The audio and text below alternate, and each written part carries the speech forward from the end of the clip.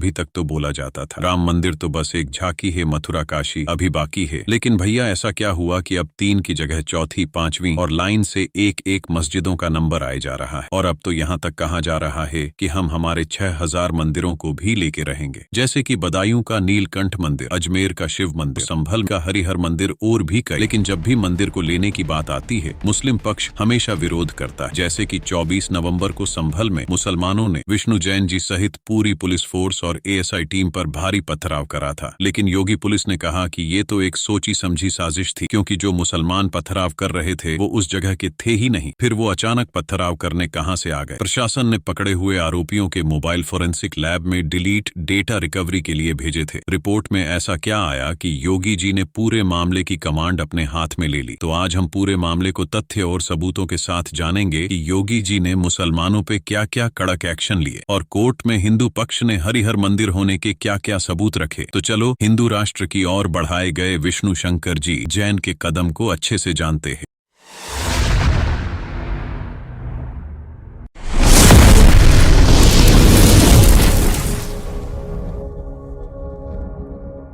तो दोस्तों बात यहां से शुरू होती है कि 19 नवंबर को वकील विष्णु शंकर जी जैन ने civil senior division court Chandausi में याचिका दायर की थी। याचिका ये थी कि आज संभल में जो शाही जामा मस्जिद है उस जगह पे हिंदू हरिहर मंदिर था, जो कि 1529 के आसपास बाबर ने मंदिर तोड़वाकर मस्जिद बनवा दी थी। विष्णु जैन जी ने हरिहर मंदिर होने के ठोस सबूत भी रखे। विष्णु जैन जी का कोर्ट से कहना था कि मस्जिद का एएसआई सर्वे कराया जाए। सबूतों के आधार पर कोर्ट ने हिंदू पक्ष की याचिका को मंजूरी दी और एडवोकेट कमीशन को 19 से 29 नवंबर तक रिपोर्ट बना के सबमिट करने का समय दिया। लेकिन भैया विष्णु जैन जी ने ऐसे कौन से सबूत रखे जिससे कोर्ट ने सीधी सर्वे की अनुमति दे दी? मैं आपको एक एक करके सारे सबूत बताता हूँ। तो दोस्तों पहला सबूत बाबरनामा से आता है। बाबरनामा के 687 पन्ने में साफ साफ लिखा है कि संभल में हरिहर मंदिर को तोड़कर मस्जिद बनाई है। अब दूसरा सबूत आइन ए अकबरी से आता है, जो कि अकबर के कोर्ट मास्टर अबुल फजल ने लिखी है। आइन ए अकबरी के 281 नंबर के पन्ने में भी साफ साफ लिखा है कि ये एक हिंदू मंदिर है जहाँ पे कल की भगवान का अवतार होने वाला है, जिसको बदल के अब मस्जिद बना दी है। तीसरा और सबसे जरूरी सबूत अलेक्जेंडर कैनिंगम, जो कि डायरेक्टर जनरल थे एएसआई के, उन्होंने 1874 में एक सर्वे किया था और उसमें ये पाया कि कैसे यहाँ मंदिर के अवशेष मिलते हैं और उनको आज मस्जिद के रूप में उपयोग करने की कोशिश की जा रही है। लेकिन इन सब के बीच एक जरूरी बात और है जो कोर्ट में रखी गई कि 1920 में इसको एक एएसआई संरक्षित इमारत घोषित किया था, लेकिन अब इसके अंदर एएसआई को ही नहीं घुसने दिया जा रहा। तो ये सब सुन के कहानी कोर्ट से आगे बढ़ती है। अब 19 नवंबर को विष्णु जैन जी एएसआई टीम और पूरी पुलिस फोर्स के साथ सर्वे करने गए। तो भाई उनको देख के मुस्लिम लोगों के पिछवाड़े में तो आग लग गई। विष्णु जैन जी ने बयान दिया कि जब वो 19 नवंबर को सर्वे करने गए तो मस्जिद के अंदर 250 की भीड़ इकट्ठी हो गई और उनको सर्वे करने नहीं दिया, इसलिए वो 24 नवंबर को दोबारा सर्वे करने पहुंचे। पहले आप विष्णु जैन जी का बयान देखो, फिर मैं आपको बताता हूँ 24 नवंबर को पथराव कैसे शुरू हुआ।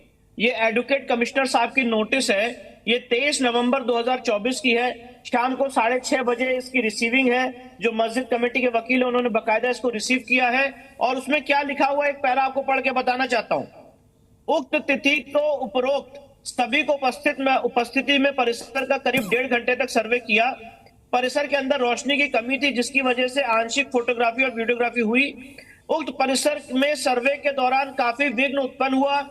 परिसर के अंदर व बाहर काफी मात्रा में भीड़ इकट्ठा हो गई और नारेबाजी विरोध होने लगा। मस्जिद कमेटी की ओर से कहा गया कि नमाज होनी है और भीड़ पर काबू पाना मुश्किल हो रहा है। उपरोक्त परिस्थिति में सर्वे की कार्रवाई रोक दी गई।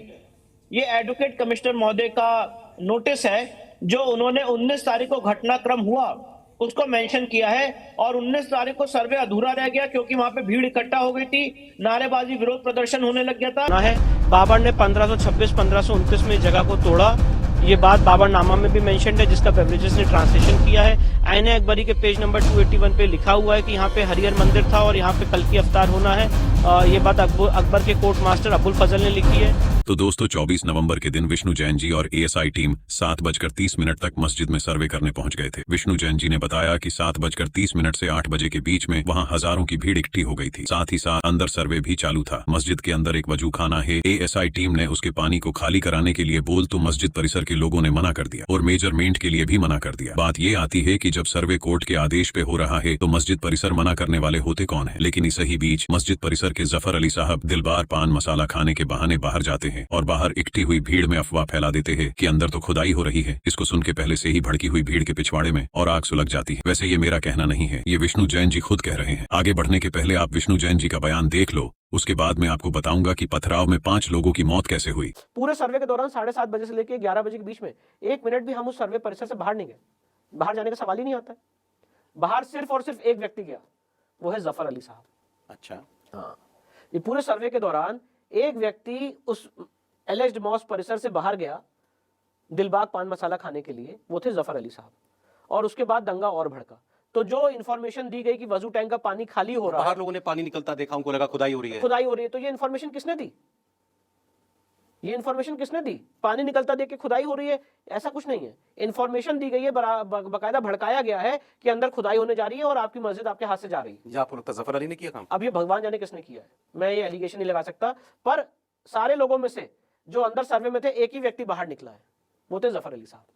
बाकी उनके जो 2 वकील थे वो बराबर मेरे साथ मौजूद थे, हमारे जो वकील थे वो बराबर हमारे साथ मौजूद। इसके बाद मुसलमानों की तरफ से भारी पथराव शुरू हो जाता है। पुलिस प्रशासन ने भीड़ को समझाने की बहुत कोशिश की, लेकिन शायद मुसलमान तो ठान के आए थे कि आज सर्वे करने वाले हिंदुओं को मार के रहेंगे। लेकिन हमारे योगी जी की पुलिस भी किसी से कम नहीं है। मुसलमानों को उनकी औकात बताने के लिए आखिर में पुलिस को आंसू गैस के गोले छोड़ने पड़े, लेकिन इन सब के दौरान अंदर सर्वे नहीं रोका गया। मुसलमानों ने पुलिस की गाड़ियां और मोटरसाइकिलों में आग लगा दी। ये लोग सर्वे रोकने की पूरी फिरात में आए थे, लेकिन इस बार प्रशासन ने मस्जिद के अंदर किसी को भी जाने नहीं दिया। इस ही भगदड़ में 4 लोगों की मौत हो गई और जब उन लोगों का पोस्टमार्टम हुआ तो पता चला कि उनकी मौत तमंचे से हुई है। अब आप ही बताओ, पुलिस तो अपने पास तमंचा रखेगी नहीं, तो फिर वो लोग कैसे मरे? तो सीधी सी बात यह है कि ये लोग हिंदुओं का मंदिर छीनने आए थे और खुद की आग में खुद ही झुलस गए, क्योंकि जब पुलिस ने आरोपियों के घर तलाशी ली तो पुलिस को वहां से तमंचे बरामद हुए। पूरी भगदड़ को विष्णु जैन जी खुद मस्जिद के ऊपर से देख रहे थे। पत्थरबाजों ने तो उन पर भी पत्थर फेंके। ये सारी बातें स्वयं विष्णु जैन जी बता रहे हैं। 11 बजे सर्वे खत्म करके विष्णु जैन जी ASI टीम सहित मस्जिद के बाहर आ गए, लेकिन पत्थराव के कारण विष्णु जैन जी को पुलिस ने अलग गली से निकाला। उसी बीच वहां के स्थानीय हिंदू लोग विष्णु जैन के पीछे पीछे चल दिए, जय श्री राम का नारा लगाने लगे। और इस वीडियो को बताया जा रहा कि विष्णु शंकर जी जैन जय श्री राम के नारों के साथ मस्जिद में घुसने लगे। इस वजह से मुसलमान भड़क गए और पत्थरबाजी करने लगे। मुझे ये समझ नहीं आता कि हिंदुओं के बस जय श्री राम बोलने से वहां 50,000 से ज्यादा लोग इकट्ठे हो गए और 17 ट्रॉली पत्थर आए गए। मतलब जय श्री राम का मुसलमानों के मन में इतना असर है कि उनको 10 किलोमीटर दूर से ही सुनाई दे जाता है और सारा काम धाम छोड़ के आ जाते इसके खिलाफ विरोध करने। ये था आधा घटनाक्रम। लेकिन इस घटना में संभल के सांसद जियाउर रहमान का क्या हाथ है? कैसे संभल के सांसद ने एक दिन पहले मुसलमानों को भड़काया और पुलिस ने जब सांसद के घर की तलाशी ली तो पुलिस के हाथ ऐसा क्या लगा कि जियाउर रहमान के खिलाफ सीधी FIR दर्ज हो गई? पूरी बात जानने के लिए आप भाग 2 का थोड़ा सा इंतजार करो। जहां तक हम बात करते हैं हिंदू राष्ट्र क्या है, उसके लिए स्क्रीन पर आई वीडियो पर क्लिक करिए। चलो बात करते हैं। सभी को सीताराम।